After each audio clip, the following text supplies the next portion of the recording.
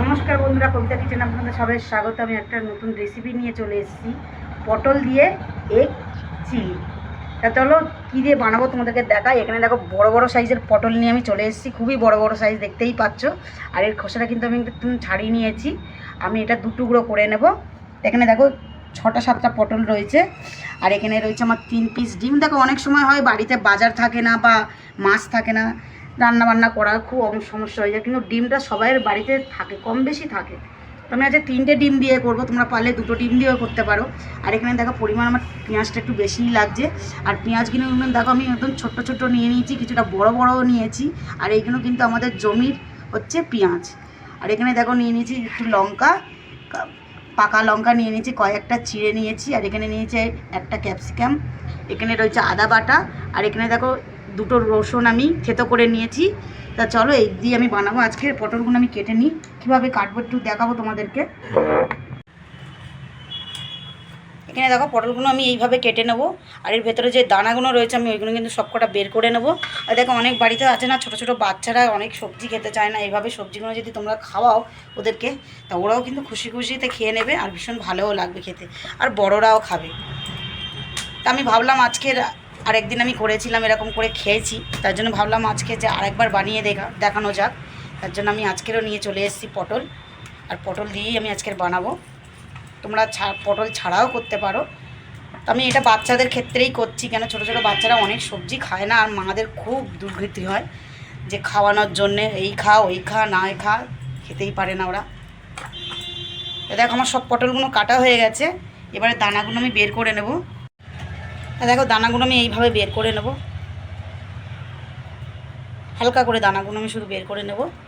একদম ভেতরটা এইভাবে ফাঁকা ফাঁকা করে নেব আমি।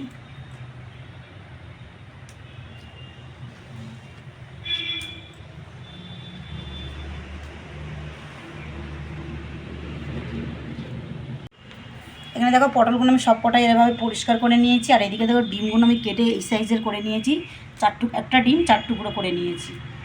আর এখানে একটা পাত্র নিয়ে নিয়েছি, তার মধ্যে দিয়ে দিচ্ছি একটু কর্নফ্লাওয়ার, একটু বেশি দিয়ে দিচ্ছি, একটু ব্যাটার বানাবো আমি এটা।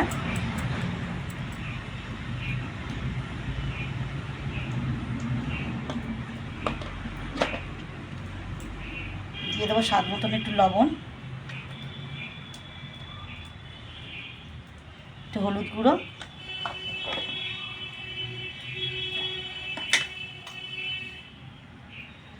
দিয়ে দেবো কাঁচা লঙ্কা বাটা। এখানে দেখো একটু পরিমাণ মতো 1 চামচ, ছোটো চামচের 1 চামচ আদা বাটা। এরপরে একটু জল দিয়ে আমি ব্যাটারটা একটু গুলে নেব। বেশি মোটা করবো না, বেশি পাতলাও করবো না ব্যাটারটা।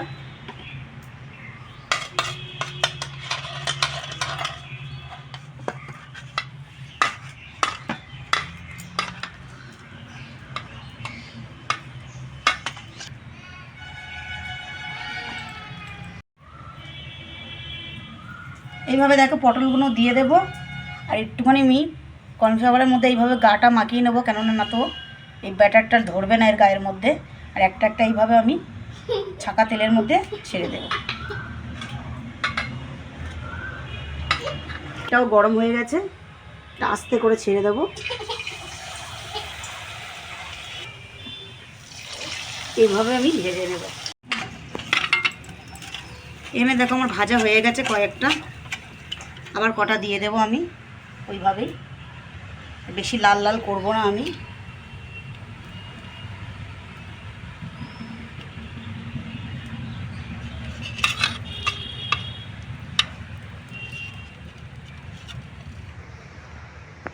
আবার কটা ছেড়ে দেবো আস্তে করে এইভাবে। দেখো পটলগুলো আমার সব কটাই ভাজা হয়ে গেছে। আর আমি ওখানে দেখো কড়াতে সাদা তেলটা নামিয়ে নিয়েছি, দিয়ে আমি এখানে একটু সরষের তেল দিয়ে দিয়েছি বেশি করে।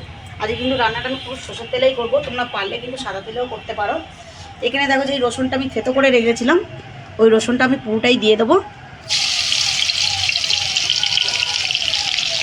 একটু নেড়ে নেবো আমি রসুনটাকে। তারপরে দিয়ে দেবো এখানে কাঁচা লঙ্কাগুলো, যে চেরা ছিল পাকা লঙ্কাগুলো, ওইগুলো দিয়ে দেবো।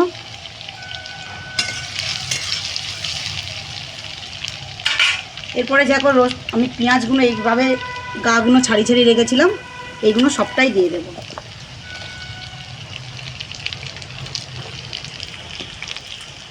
আর রান্নাটা কিন্তু আমি আজকে কাঠের জালেই করছি।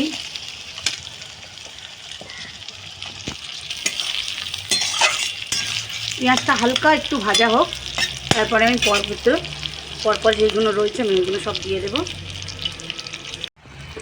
এখানে এরকম পেঁয়াজটা হালকা ভাজা হয়ে গেছে, দেখতেই পাচ্ছ হালকা হালকা লাল লাল হয়ে গেছে। এখানে দিয়ে দেবো আমি একটা বড় চামচের 1 চামচ আদা বাটা। একটু নেড়ে নেবো আমি একটু। এখানে আমি যেই ক্যাপসিকামটা কেটে রেখেছিলাম, ক্যাপসিকামটা এবারে দিয়ে দেবো। কেন ক্যাপসিকামটা নরম হয়ে যায় খুবই তাড়াতাড়ি, তার জন্য আমি একটু দেরিতে দিলাম, তবুও দেখবে একদমই নরম হয়ে যাবে।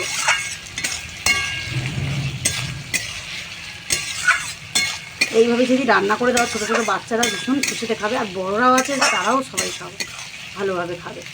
আর এটা কিন্তু রুটির সাথে, পরোটার সাথে বা ভাতের সাথে খুবই ভালো লাগে খেতে।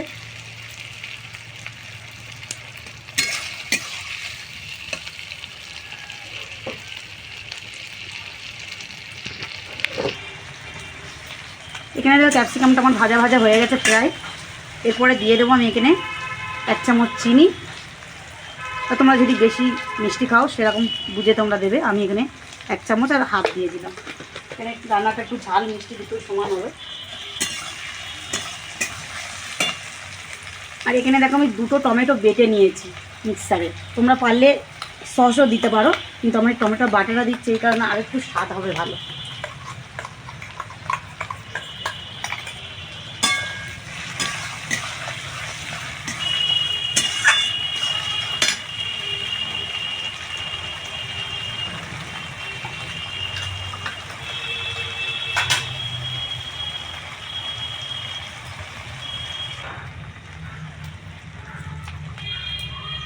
এরপরে দিয়ে দেবো সোয়া সস পরিমাণ মতন, একটু যাতে কালার আসে। আমি দিয়ে দিলাম বড় চামচের 2 চামচ। আমি কিন্তু এখানে কিন্তু নুন এখনো অ্যাড করিনি, নুনটা আমি দেব। এরপরে দিয়ে দেবো একটু চিলি সস, খুবই অল্প।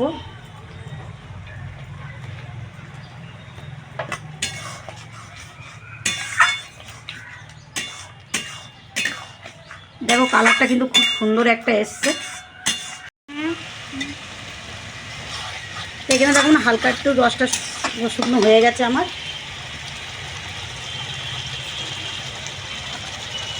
এর মধ্যে দিয়ে দেবো পরিমাণ মতন লবণ, খুবই অল্প।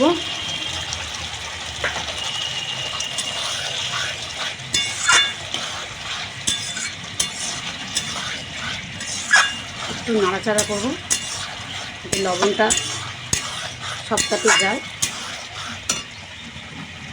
এরপরে এখানে যে পটলগুলো আমি রেডি করে রেখেছিলাম ডিম দিয়ে, ওইগুলো একে একে দিয়ে দেবো।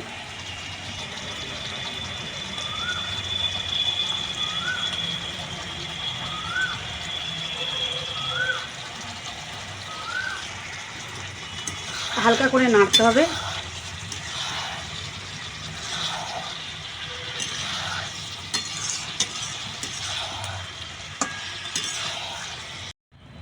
তা দেখো খুব সুন্দর একটা কালার এসছে, গ্রেভিটাও খুব সুন্দর হয়েছে।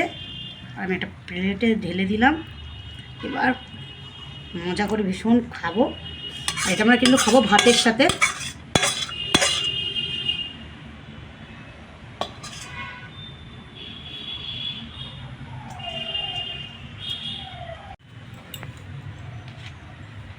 তা দেখো খুব সুন্দর একটা রেসিপি হয়ে গেছে আমার, আর ভীষণ ভালোও লাগছে, আর গন্ধটা দারুণ বেরিয়েছে। তা চলো, তোমাদের এই ভিডিওটা যদি তোমাদের ভালো লাগে, আমার ভিডিওটা অবশ্যই লাইক করে দেবেন আর সাবস্ক্রাইব করে দেবেন আমার চ্যানেলটা। আর যারা আমার পেজে নতুন আছে কমেন্ট করে জানাতে অবশ্যই ভুলবেন না।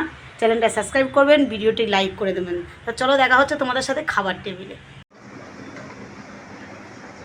এখানে দেখো দাদা খেতে বসে পড়েছে, আমি খেতে দিয়ে দিয়েছি। আজকে পটল দিয়ে।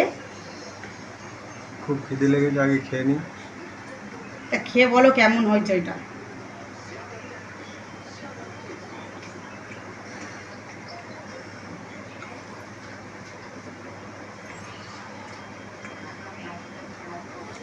পটল ডিম।